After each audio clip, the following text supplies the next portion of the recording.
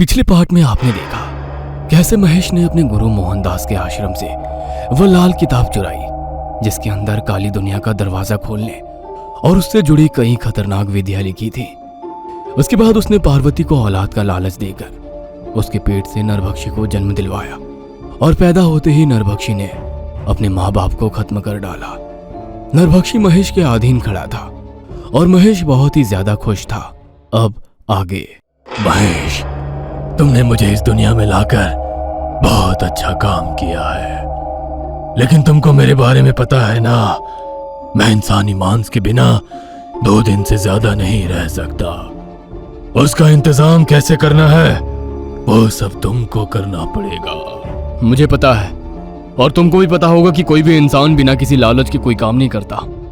जब तक तुम्हारे पिछले जन्म का ये दांत मेरे गले में है तुम मुझे नहीं मार सकते। तुम जितने भी इंसानों को अपना निवाला बनाओगे उतने ही मेरी शक्तियां बढ़ती जाएंगी। तुम्हारी भूख भी मिटती रहेगी और मेरी शक्तियां भी बढ़ती रहेंगी।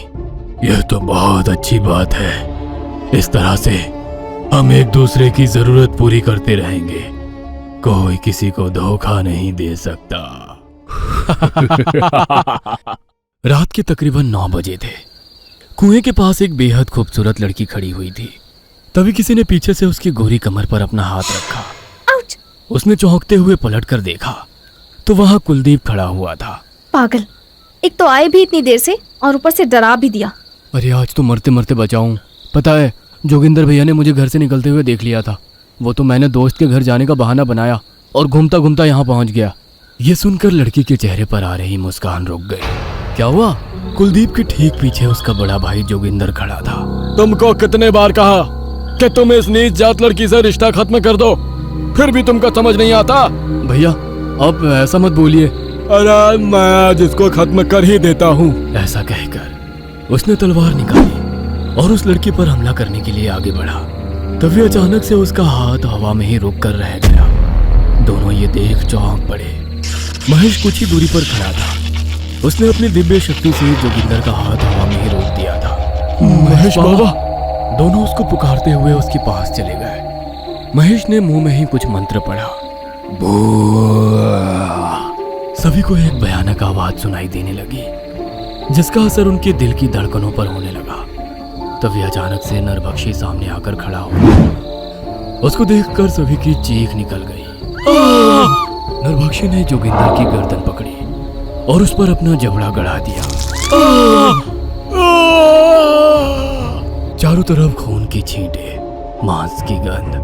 सामने खड़ा नरभक्षी। उन दोनों के दिल की धड़कनें किसी ट्रेन के इंजन से भी तेज चल रही थी। नरभक्षी ने जोगिंदर का कंधा अपने मुंह में दबाया और उसको वहां से ले भागा। बाबा, ये राक्षस कौन था? डरो नहीं, जब तक मैं जिंदा हूँ इस गांव को इससे कोई खतरा नहीं। लेकिन उसने भैया को शिकार बना लिया, अब उसका क्या? हम गांव वालों को क्या जवाब देंगे? ये तुम लोगों के पीछे आया था। तुम अपने अपने घर पहुंच जाओ, किसी को कुछ पता नहीं चलेगा। मैं भी किसी से कुछ नहीं कहूंगा। आपका बहुत बहुत धन्यवाद बाबा। इस तरह नरभक्षी ने अपनी भूख शांत की और गांव वालों के दिल में महेश बाबा की मोहब्बत और ज्यादा बढ़ गई। अगली रात एक लड़की महेश बाबा के शिविर में आई। प्रणाम स्वामी, मेरा नाम पल्लवी है। प्रणाम। जिस लड़की को आपने कल मरने से बचाया था वो मेरी सहेली थी। उसने मुझे आपके बारे में बताया। आपने 2 प्रेमियों को मिलाने का जो पुण्य किया है उसके बारे में जानने के बाद मुझे आपके नाम से मोहब्बत हो गई है। तुम मुझसे चाहती क्या हो? बस आप एक बार मुझे ठीक से देखिए। यह सुनकर महेश ने उसको ऊपर से नीचे तक निहारा। उसके दिल पर उसकी खूबसूरती किसी कटारी की तरह हमला कर गई। अगर मैं आपकी अर्धांगिनी बन जाऊं तो मैं अपने आप को भाग्यशाली समझूंगी। क्या आप मुझसे विवाह करेंगे? इतनी खूबसूरत लड़की के मुंह से इस तरह के अल्फाज सुनकर महेश से भी रुका नहीं गया। वो उसके रूप में ऐसा खोया कि उसने उसी समय अग्नि के 7 फेरे लेकर उससे शादी कर ली। आधी रात महेश पल्लवी के साथ बिस्तर में सोया हुआ था। तभी उसको नरभक्षी के जोर जोर से सांस लेने की आवाजें आने लगी। उसने उठकर देखा तो नरभक्षी बेड के पास खड़ा था और पल्लवी पर झपटने ही वाला था कि महेश ने उसको रोक दिया। रुक जाओ। उसकी आवाज सुनकर पल्लवी भी जाग उठी। तुम इसको अपना शिकार नहीं बना सकते, ये मेरी बीवी है। मैं केवल तुम्हारा शिकार नहीं कर सकता, वो भी जब तक ये दांत तुम्हारे गले में है। लेकिन मेरी भूख को शांत करने के लिए मैं किसी और को बिल्कुल नहीं बख्शूंगा। ऐसा कहकर नरभक्षी उसकी तरफ बढ़ने लगा। अगर मैं अपनी जगह तुमको 2 जवान मर्दों का मांस खाने का सौभाग्य दूंगी तो क्या तभी तुम यही कहोगे? क्या कहा? हाँ, बस थोड़ा सब्र कर लीजिए। कल रात मैं आपके लिए खास खाने का इंतजाम कर दूंगी। उसकी बात सुनकर नरभक्षी ने एक बार महेश की आंखों में देखा और फिर वहां से चला गया। महेश पल्लवी को हैरानी से देखने लगा। तुम्हें उसको देखकर जरा भी डर नहीं लगा? बड़ी अजीब बात है। आप मेरा कमाल कल रात और देखना। अपनी मर्यादा तो पार नहीं करूंगी, लेकिन नरभक्षी की भूख मिटाने के लिए मुझे कुछ तो करना ही पड़ेगा। अगली रात 2 आदमी तालाब के किनारे बैठे हुए शराब पी रहे थे। बस एक बार शादी हो जाए, उसके बाद तो ऐशी ऐश है। ऐसे शराब पी पी कर अपनी इच्छाओं का गला नहीं घोटना पड़ेगा। अरे कोई फायदा नहीं, मुझे देख, मेरी शादी हो चुकी है। रोजाना झिक झिक झिक झिक करती रहती है। उसको पीटता भी हूँ, फिर भी रोजाना उसकी जुबान चलती ही रहती है। हट। जरा सुनिए, क्या आप लोग हमें हमारे घर तक छोड़ने चल सकते हैं? दोनों ने मुड़कर देखा तो पल्लवी की खूबसूरती देख उनका दिल मचल उठा। तुम्हारा घर? हाँ बताओ, कहाँ चलना है तो पास में ही, लेकिन मुझे जंगली जानवरों का डर है। ठीक है, हम चलते हैं तुमको छोड़ने। वो दोनों उसके साथ साथ चलने लगे। पल्लवी के पीछे दोनों ने ये ध्यान नहीं दिया कि वो उनको घने जंगल में ले जा रही है। कुछ देर चलने के बाद एक ने पल्लवी का हाथ पकड़ लिया। क्या हुआ? अब बस सब्र नहीं हो रहा है, मेरे आगोश में आ जाओ। ये सुनकर पल्लवी मुस्कुराने लगी और उन दोनों को पीछे मुड़ने के लिए बोली। उन्होंने पीछे पलटकर देखा तो नरभक्षी खड़ा भयानक अंदाज में हंस रहा था।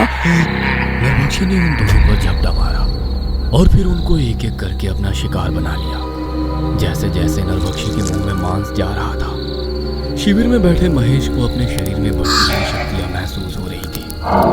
अब नरभक्षी बहुत ज्यादा खुश था। महेश और पल्लवी दोनों उसके लिए रोजाना नए नए शिकारों का इंतजाम किया करते थे और महेश की शक्तियां बढ़ती जा रही थी।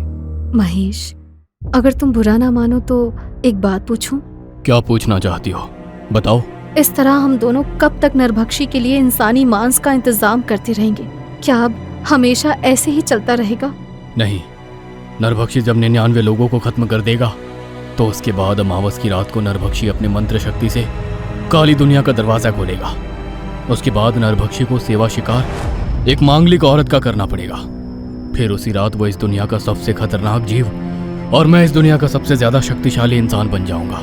फिर तो तुम मुझे ही उसका निवाला बना दोगे। शायद तुमको पता है कि मैं भी मांगलिक हूँ।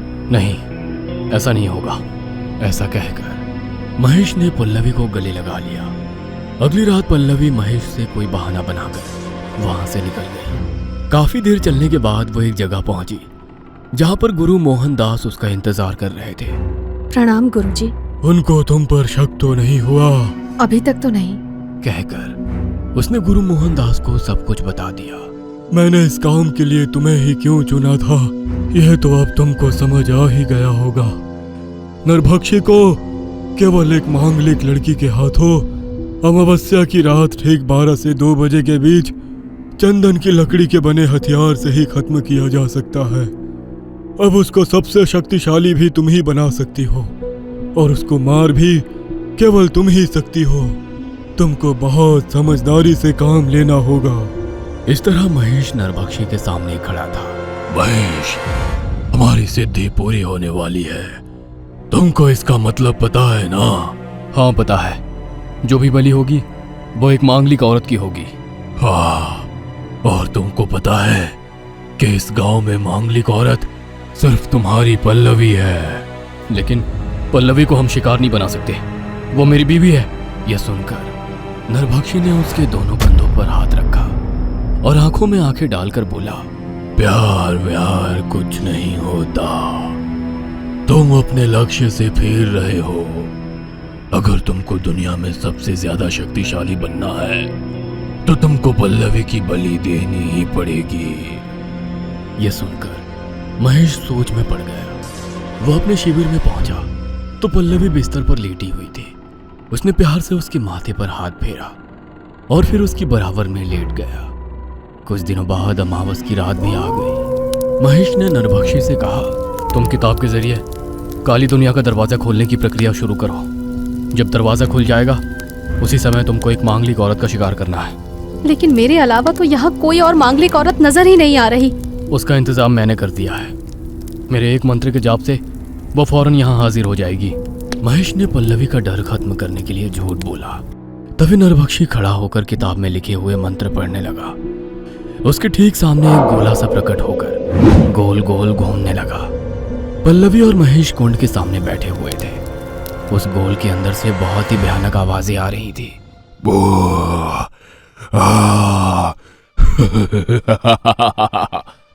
इसी तरह 12 बज चुके थे। नरभक्षी ने अपनी आंखें खोली। गोला अभी भी अपनी जगह पर घूम रहा था। उसने पल्लवी की तरफ देखा और आंखों में हवस लिए उसकी तरफ बढ़ने लगा। महेश, ये मेरी तरफ क्यों आ रहा है? माफ करना पल्लवी, तुम्हारे अलावा गांव में कोई मांगलिक औरत और नहीं है, इसलिए हमें तुम्हारी बलि देनी ही पड़ेगी। पल्लवी अपनी जगह से उठना चाहती थी। तभी महेश ने कुछ मंत्र पढ़े और पल्लवी की तरफ अपना हाथ उठाया। उसके हाथ के महज एक इशारे से पल्लवी अपनी जगह पर बांधित हो गई। वो उठ नहीं पा रही थी और नरभक्षी उसकी तरफ बढ़ रहा था। तभी एक आवाज आई, रुक जाओ। पीछे गुरुजी अपने 2 शिष्यों के साथ खड़े हुए थे। उनको देखकर नरभक्षी और महेश दोनों हैरान हो गए। गुरुजी ने मंत्र पढ़कर महेश के ऊपर अपना जादू किया तो उसको झटका लगा। उसका जादू खत्म हुआ और पल्लवी बंधन मुक्त हो गई। नहीं! नरभक्षी ने गुस्से में गुरुजी के दोनों शिष्यों को नोचना खरोचना शुरू किया। इस तरह गुरुजी और महेश अपनी शक्तियों से एक दूसरे पर हमला कर रहे थे और दूसरी तरफ नरभक्षी गुरुजी के साथ आए हुए शिष्यों का मांस खाकर अपनी भड़ास निकाल रहा था। पल्लवी अब अपना दिमाग लगाने लगी। गुरुजी का झोला जमीन पर पड़ा था जिसके अंदर चंदन की लकड़ी का वो नुकीला हथियार रखा हुआ था जिससे नरभक्षी की मौत हो सकती थी। नरभक्षी ने दोनों शिष्यों को खत्म कर दिया था और अब वो पल्लवी की तरफ बढ़ रहा था। पल्लवी ने जल्दी से महेश के पास पहुंचकर उसके गले में बंधा नरभक्षी का दांत उतार लिया। ये क्या किया? महेश का ध्यान पल्लवी पर गया और गुरुजी के एक ही हमले से वो जमीन पर गिर गया। पल्लवी ने वो दांत अपने गले में डाल लिया। अब नरभक्षी पल्लवी को खत्म नहीं कर सकता था। उसको महेश पर बहुत गुस्सा आ रहा था, इसलिए उसने महेश पर हमला बोल दिया। उसके कंधे से खून की धारें फूट पड़ी। नरभक्षी ने उसको बड़ी ही बेदर्दी से नोच नोच कर चीर फाड़ डाला। चारों तरफ खून ही खून और मांस के लोथड़े बिखर गए थे। उसने पीछे पलटकर देखा तो पल्लवी हाथ में चंदन का हथियार लिए हुए खड़ी थी। नहीं! पल्लवी ने देर ना करते हुए वह हथियार उसकी पेट के आर पार कर डाला। नरभक्षी की शक्तियां खत्म होने लगी और वो उस गोले की तरफ जो कि काली दुनिया का दरवाजा था खींचने लगा। मैं वापस जरूर आऊंगा। तभी नरभक्षी उस गोले के अंदर समा गया और फिर चारों तरफ सन्नाटा छा गया। तुमने बहुत हिम्मत से काम लिया बेटी। चलो अब यहाँ से चलते हैं। गुरुजी ने किताब झोले में डाली और फिर पल्लवी के साथ वापस अपने आश्रम पहुंचे। अगली रात गुरुजी अपने कक्ष में सो रहे थे तो उनको किसी की आहट सुनाई दी। उन्होंने उठकर देखा तो पल्लवी उनके बिस्तर के सामने लगी अलमारी से लाल किताब उठा रही थी। पल्लवी, तुम यहाँ क्या कर रही हो? माफ करना गुरुजी, नरभक्षी को तो आपने खत्म करवा दिया था, लेकिन अब मैं नरभक्षिणी को बुलाकर इस संसार की सबसे शक्तिशाली औरत बन जाऊंगी। ऐसा कहकर उसने गुरुजी के हाथ पर चाकू मारा और फिर किताब के साथ वहां से भाग निकली। कुछ दूरी पर जाकर वो एक पेड़ के पास रुकी और किताब को देखते हुए बोली, अब नरभक्षी नहीं, उससे भी खतरनाक नरभक्षिणी इस दुनिया में आएगी।